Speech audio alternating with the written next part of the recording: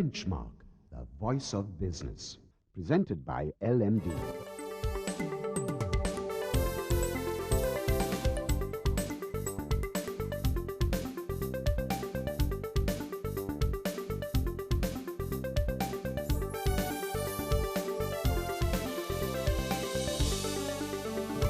On this edition of Benchmark, Rabia Siddique, humanitarian, speaker, author and coach, is in the hot seat today, and she gives us her expert opinion on leadership under fire. Then we focus on the stock market with LMD columnist and market analyst Hasita Premratna, and we talk to TNS Lanka's country manager Mihirani Disanayaka for her analysis of TNS's recent island-wide survey. That's the lineup for Benchmark.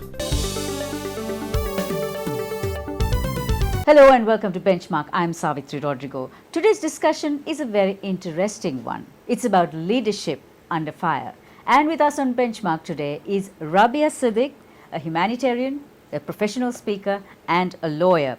She is the best-selling author of Equal Justice, and she was named one of Australia's 100 most influential women in 2014 by the Australian Financial Review and Westpac. And she's also a 2014 Telstra Businesswoman of the Year finalist.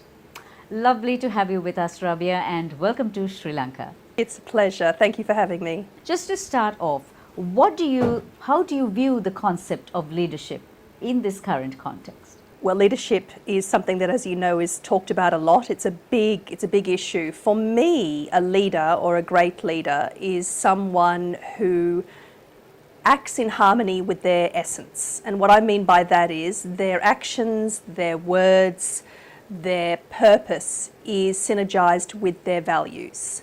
I think that's what sets good leaders from great leaders apart. And I think now more than ever in these volatile and uncertain times, we need courageous leaders. We need more women leaders. And we need people to use their positions of influence to motivate others for a greater good. I see that sadly in many parts of the world as lacking. You have a very interesting career, lots of milestones along the way, but at which point, what was the turning point in your career where you realized that you had to take charge and give leadership to others? Another very good question. I think for me, my earliest leadership experience, when I really embraced the concept of leading from the front, came as early as school. I went to a private girls' high school, a Methodist school, and I became the first non-Christian, I became the first Muslim school captain. And that actually sent me a huge message, because it sent me the message as a migrant's child in a country which for many reasons was foreign to me, that anything was possible as long as you conducted yourself in a humane, respectful manner. So for me, that was a turning point as a young woman. In terms of leading the mantle and taking a stand, I guess that really came shortly after 2005. I took a bit of a dramatic twist in my career.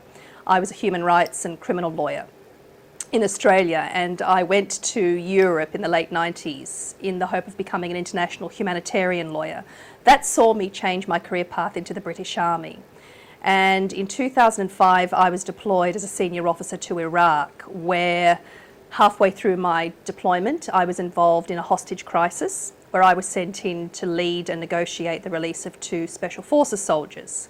My colleague who was sent in to assist me, a male of the same rank as me, was awarded a military cross for his bravery in the event, and I was ordered never to speak of my presence. And it was at that point that I realised a huge irony really, because I had dedicated my life to helping others find a voice, to helping others access justice, and really to help bring about a more diverse and equal world. And for the first time, I became a victim of a very personal form of discrimination. And I was a leader. And I believed very much in leading by example and setting the tone. And it was at that stage, obviously I'm cutting a very long story short, but it was at that stage that I realised that I had to stay true to my essence and what I had dedicated my life to. And so I fought for my own personal justice. Do you think it was because you were a woman that they asked you to keep your mouth shut and not say a word about what you had done? It was because I was the political embodiment, or the human embodiment of a lot of political hot potatoes at the time. So let me just quickly explain it to you in this way. So in 2005, 2006, at the time that I was involved in the Iraq campaign, you will recall that it was a very unpopular war. The legal justification for us going in the first place was questionable. I'm the first as an international lawyer to admit that. It troubled me greatly. But questions were being asked, particularly of the Blair government at the time. Why were we still there? What, if anything, were we achieving? So that's the first thing. The second thing was that there was a hugely robust debate going on about the role of women on the front line. And actually, was there such thing as a front line anymore, or was it just a mythical concept? Because everyone that went to Iraq and Afghanistan was equally in danger. Be you a journalist, a minister, a nurse, or a soldier. So there was a lot of debate going on about the role of women and whether really they should be embraced in frontline operations. And of course, the third thing that was going on was this growing suspicion and hysteria towards Islam, Islamophobia as we now call it. So the way it was described to me by my contacts at Whitehall was for Blair's government to have publicly admitted and recognised that a foreign Muslim female lawyer was sent in to negotiate the release of not just anyone, but two Special Forces soldiers, two elite killing machines. In their eyes would have been a political embarrassment.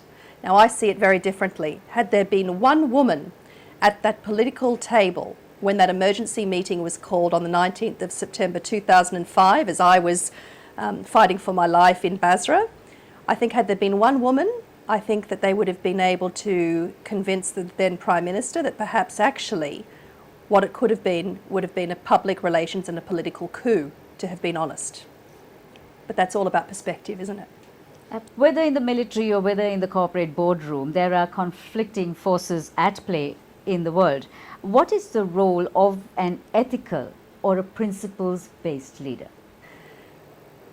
Well, so obviously I focus on principle-based or values-based leadership. For me, the values-based leader is someone who is true to their essence.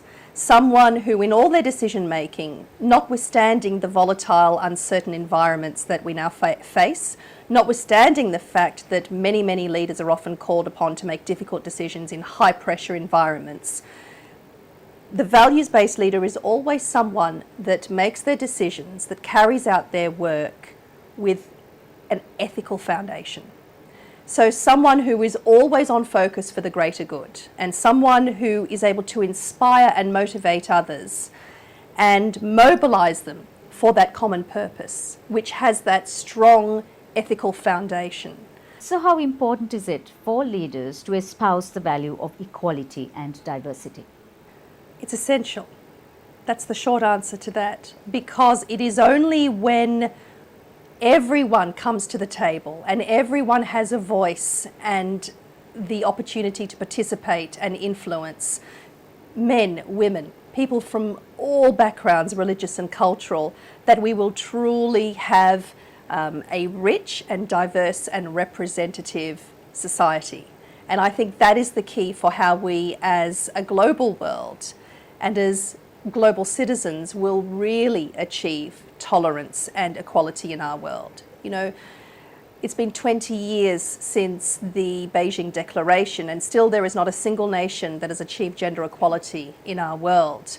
And in fact, quite the opposite. There are countries like Sri Lanka that have a wonderful history and reputation of offering better health and education opportunities for women. But in terms of underrepresentation in the political and the economic sphere, we've gone backwards, Sri Lanka included. Now the question is there institutionalised racism and sexism still in our world? And I believe the answer to that is a resounding yes, there is. How do we change that? By standing up, by speaking up, and in the words of Sheryl Sandberg, by leaning in. But we must be given the opportunity to do that, and we have to take the opportunity. And we have to do that, men and women, by standing side by side and working towards that together. That's the only way we're going to do it. True equality will only come if we work together as a population. And that is, I think, the essential role of today's leaders. And I think that true change will come with tomorrow's leaders. So I am an eternal optimist and I live in hope, and that is why it's so important that we harness the energy and the commitment and the passion of our youth. So we take a commercial break now. On the other side, Rabia Siddique talks to us about the stress that comes with leadership and the opportunities available for women in leadership.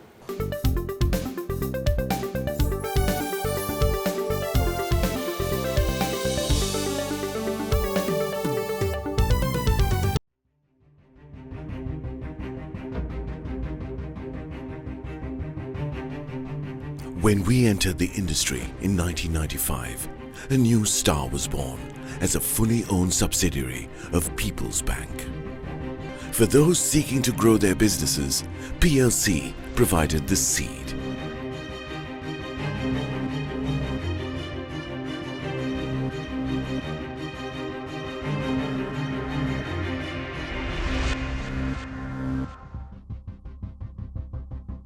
We are not only Sri Lanka's #1 leasing company, but also the largest non-banking financial institution. Welcome to a new dawn for the nation. Introducing People's Leasing and Finance, PLC.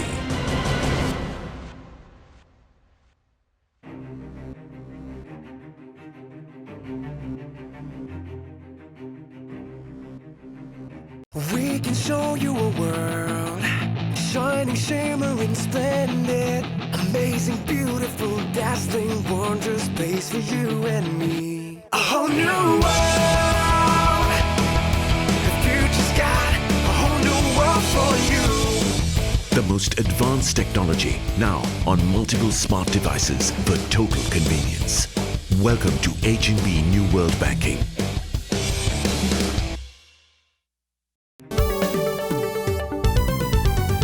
You're with Benchmark, the big picture business program, and we are back with our discussion on leadership under fire with Rabia Siddique.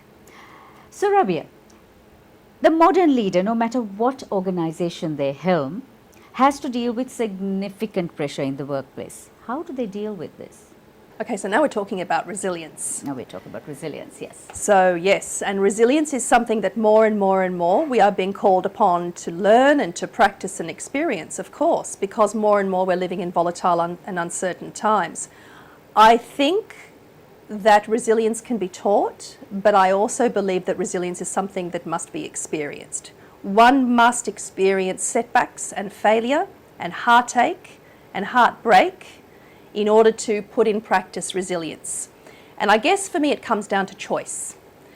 We can choose to be the victim of our circumstances, or we can choose to see everything that happens to us, everything that we are subjected to, those things that are within our control and outside of our control, as learning opportunities, as gifts, the good and the bad. Because everything that we face, the test and what defines us is how we react to those things. And that's what makes us more resilient and more tolerant and more accepting individuals, I believe. The true test of a leader is standing your ground, being true to your purpose and your essence, being agile and dynamic, always having a plan B, and being able to, as much as possible, foresee the challenges on the horizon, but staying true to course. Now, there may be a number of ways to get there, but always being focused and resolved in your end goal. Dr. Stephen Covey talks about putting the end first, and that's the key, really. But also making sure that self-management is always part of the routine as a leader. And what I mean by that is making sure that it's not an all or nothing approach, taking time out for yourself to reaffirm and to self-care, because that's the only way that a leader can be sustainable. You've also spoken about the transformative power of education. How much of a role will that play in grooming future leaders? Crucial. In my personal journey, my education wasn't just transformative, it was my salvation. It was really the rock and the foundation from which I went on to achieve what I did in my life. And it was as a result of having an education where I felt nurtured and I felt included And I was taught to believe that anything was possible as a young foreign woman from a culture where I was very much an outsider. The fact that I was the recipient of what I call the right type of education, the holistic education, I was able to go on to believe that I could do anything I set my mind to. I am therefore very passionate about the transformative power of education, particularly in girls and women. You know that beautiful saying about you educate a man, you educate one person, but you educate a girl and you educate a whole village. I think that is so true. And for me, education is the vaccine against ignorance and oppression and violence. And it is through education and awareness that I think that we will eventually turn our world around. That's where forgiveness and enlightenment and tolerance comes from. So education is, if I was to choose one gift to give my children, one gift to give everyone in this world, it would be education. It's the one thing that can never be taken away from you. More often than not, a leader has to be a good negotiator. Do you think negotiating skills are inherent? Is it cultivated? Or is it a little bit of both? Yes, that's a good question. I think it's both. I think negotiation can be learnt. I think negotiation can be finessed and taught and practiced. But I think also one has perhaps a certain predisposition as well to be a good negotiator. I think you can learn it, but it helps if you have that natural affinity with people and you are naturally able to communicate. I think the key, however, to an effective negotiator is someone who is authentic. What do I mean by that? We've talked about it before. Someone whose thoughts and words and deeds are in synergy with the values and the principles that they stand by. And I think people are smart, people are savvy. They can smell artificiality and they can smell insincerity a mile away. So I think the key to an effective negotiator is someone who, yes, very much has a focus on the result or the outcome, but someone who is able to get to that point authentically, with respect, with empathy, and with humanity. Do you think there are still entrenched, albeit subtle, discriminatory forces there in the workplace? Absolutely, absolutely. They call it unconscious bias. Absolutely, yes. And in the country where I spend most of my time, which is Australia, my goodness, it's not just unconscious bias. It's very often blatant bias and discrimination. But yeah, I think the biggest obstacle, the biggest hurdle to women achieving greater opportunities for influence and senior leadership is this unconscious bias. The attitudes, the cultures, the practices that really serve against women. And we need to call it.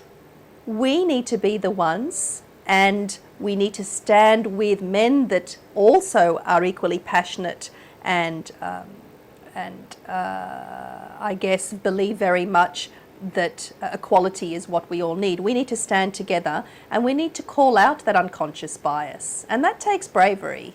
And I guess we also have to temper it as well, and it's choosing our battles, choosing when to call out unacceptable, inappropriate, unlawful on occasions behaviour and conduct, which is discriminatory, and choosing sometimes when to sit back and let, to use a cricket vernacular, let it go through to the keeper.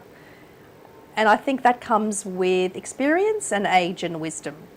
It has been an enlightening discussion. Thank you very much, Rabia, and good luck on the film. Thank you so much. We've been chatting with Rabia Siddique, one of Australia's 100 most influential women for 2014, and also the 2014 Telstra Businesswoman of the Year finalist. On the other side, we have Anushan Selvaraja, who will give you a little more information on whatever is current at this point of time.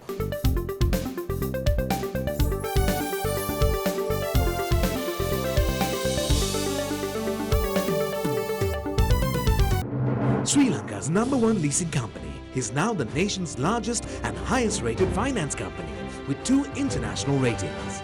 Let us move the nation as one with People's Leasing and Finance PLC.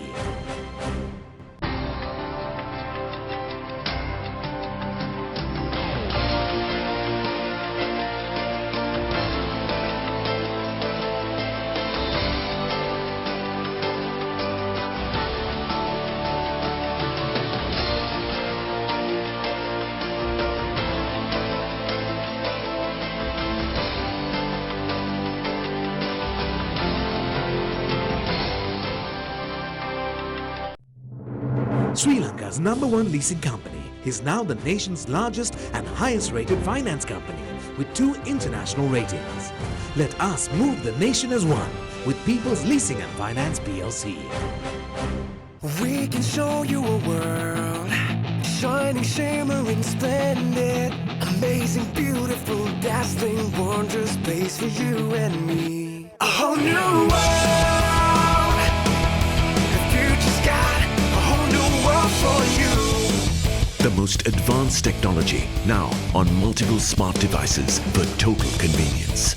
Welcome to H&B New World Banking.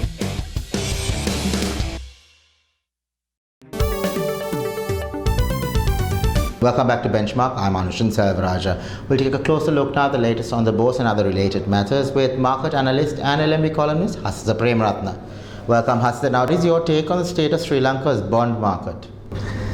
Yeah, I think the bond market is primarily connected with the government bonds, where government being obviously the lead party who is raising funds out of this, and through the primary dealer there have been significant amount of activity that we have seen in the past, and obviously it's expected to continue, particularly at a time when government is looking for funding through the local debt and the local bond market. So bond market activity on one side is primarily related to government bonds at this point of time. Of course, while we do that, there are corporate bonds that came into light in a big way when government gave some initiatives and incentives for people to come in and put up with tax breaks. So at that point of time, we saw quite a few corporate debentures and corporate bonds that came in. Not only they came into existence, but also they got listed in the Colombo Stock Exchange debt market. But still, we haven't seen the level of liquidity and the activity levels in the market, primarily because we have less interest in the bond and less awareness in the bond market. And also, despite bonds being around, people have not been actively in a trading mode, but instead they've been taking more longer term views, so put their money, sit down and watch for maybe 4-5 years and collect it back. So this is the reason probably why we are not seeing a lot of activity in the bond market, but there is a lot of potential as we progress, because bond market has to come into a forward play if you want to see things moving in the overall capital market structure. Now, Hasitha, for investors, what global events should they keep in mind when going for their stocks? What is happening out there in the world that would affect the companies that are listed on the Colombo Stock Exchange? Yeah, I think if you look at the global front, there are a few macroeconomic factors that are currently impacting the Sri Lankan economy and then the economy and the listed companies in the country. Of course, if you look at it from a macroeconomic perspective, we have the US Federal Reserve talking about an increase in the interest rates.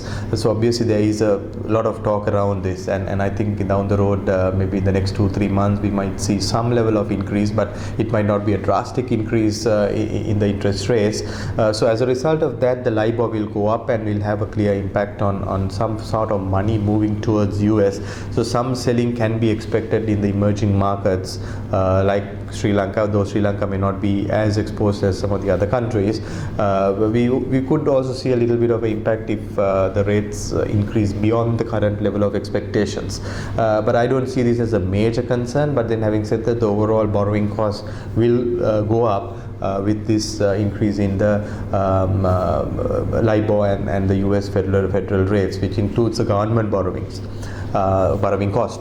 The other thing that is happening at the moment is that the oil prices, which were staying around the $50 per barrel level, has moved to about $65 per barrel. though it's very unlikely that it will cross 70, 75 and stay above those levels, but still the increase from 50 to 65, which effectively is about a 30% increase, has certainly impacted the Sri Lankan government's budget deficit and the economic outlook at large, because parallel to that, Sri Lanka reduced the fuel prices also, so the consumption has increased already due to the reduction in the fuel prices, and this has increased the overall, it has had impact on the overall fuel bill, which we are currently taking as a government cost. So essentially what it means is that we could have some more pressure on the budget, and chances are that there might be an increase in the fuel prices. Of course, till the elections are over, maybe we might not see an increase, but post that you may see fuel price increase, which will have an inflationary impact on the economy and then the country's listed companies. But of course, during the election time, until the election time, probably you might not see an increase, but the whole impact may have to be absorbed by the government, and that leads to a budget deficit. Apart from that, I think the Eurozone is still struggling, and they continue to have the issues like the Greece issue, etc. on that side, and that's hampering the growth from overall global economy point of view.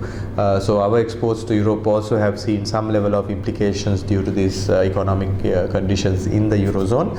But having said that, if things like GSP Plus, if they can take the fish exports back to Europe, I think still Sri Lanka as a country will have potential to export more into the Eurozone and enjoy larger benefits across. So by and large, I think the global economic factors right now are having a slightly negative impact towards the economy and the listed companies in the Colombo Stock Exchange. Thank you for joining us, Hasita. That was market analyst and LMD columnist Hasita Premratna. After a short commercial break, we will be back with the latest on the LMD TNS survey. Stay tuned.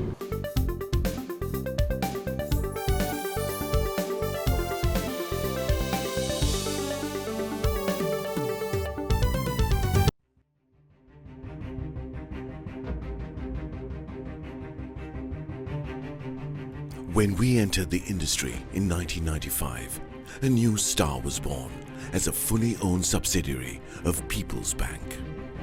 For those seeking to grow their businesses, PLC provided the seed.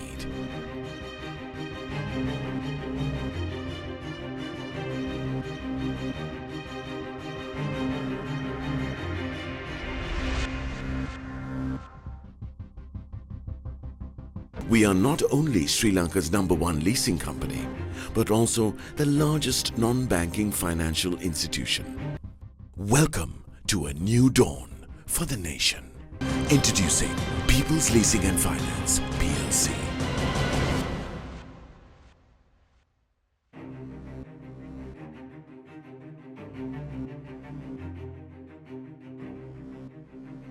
We can show you a world, shining, shimmering, splendid, amazing, beautiful, dazzling, wondrous place for you and me. A whole new world,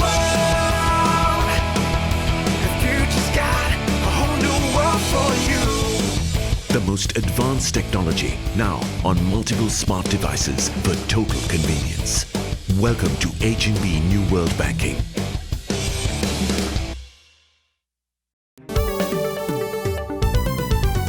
Hello and welcome back to the show. I'm Anushan Selvaraja. We're going to take a look now at the latest LMD TNS survey with the country manager of TNS Lanka, Mihirani Disanayaka. Welcome, Mihirani. Now, first, could you just give us a brief overview of the survey that was conducted?